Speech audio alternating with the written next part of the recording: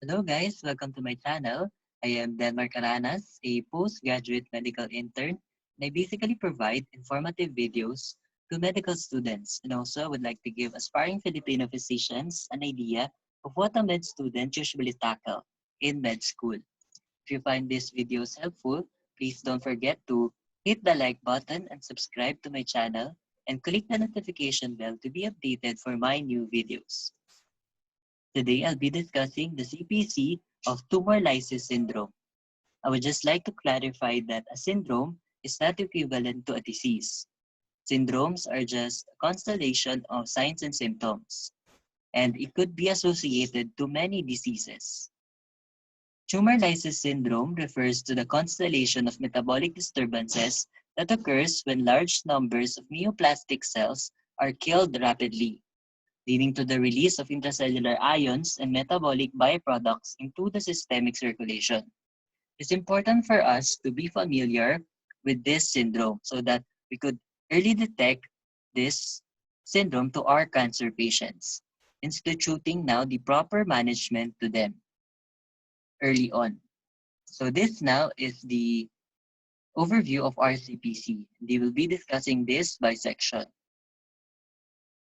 Not all cancer patients being treated with chemotherapy are or would develop tumor lysis syndrome.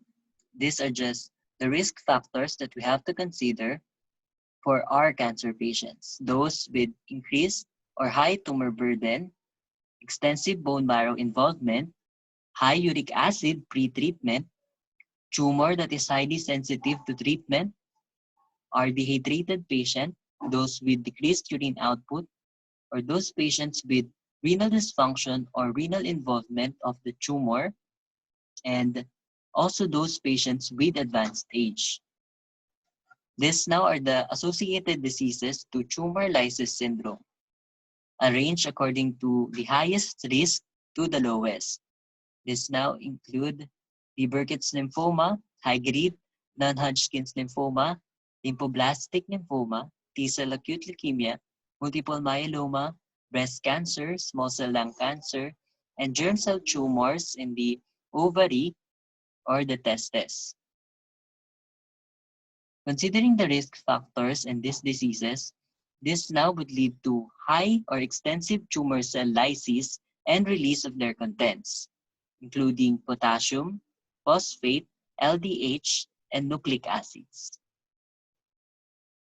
The release of potassium in the serum would lead to hyperkalemia with the following clinical manifestations, including nausea and vomiting, paresthesias, dyspnea, fatigue, and even cardiac arrhythmias.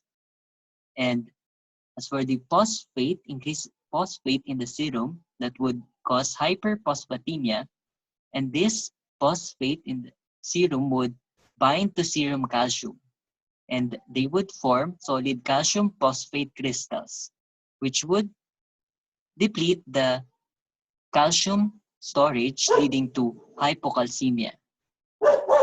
And now that would manifest as tetany, papal edema, and seizures. As for the increased serum LDH, this just indicates that there is tissue damage. The nucleic acids, on the other hand, would be metabolized to uric acid. That now would lead to hyperuricemia.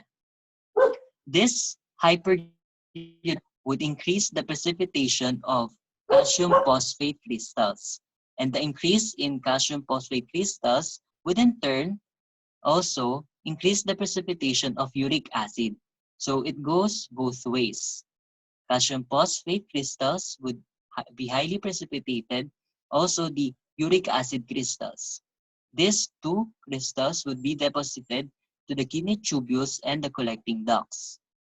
Now, that would further aggravate the renal inflammation and tubular injury and the decrease in the glomerular filtration rate, leading now to the acute kidney injury. Would be manifested as azotemia, increased bioenencrea, and oliguria. All of this signs and symptoms would now constitute tumor lysis syndrome. We have to remember the derangements in the metabolic disturbance of our cancer patients. The hyperkalemia, hyperphosphatemia, increased serum LDH, and hyperuricemia. And lastly, the hypocalcemia.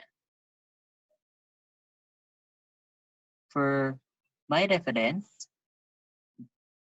this is from the 20th edition of Harrison's Principles of Internal Medicine. If you want more specific details and further discussion, please read from this book. I would like to leave this message to you. As long as you won't give up, you will never be defeated. Thank you for listening and have a good day.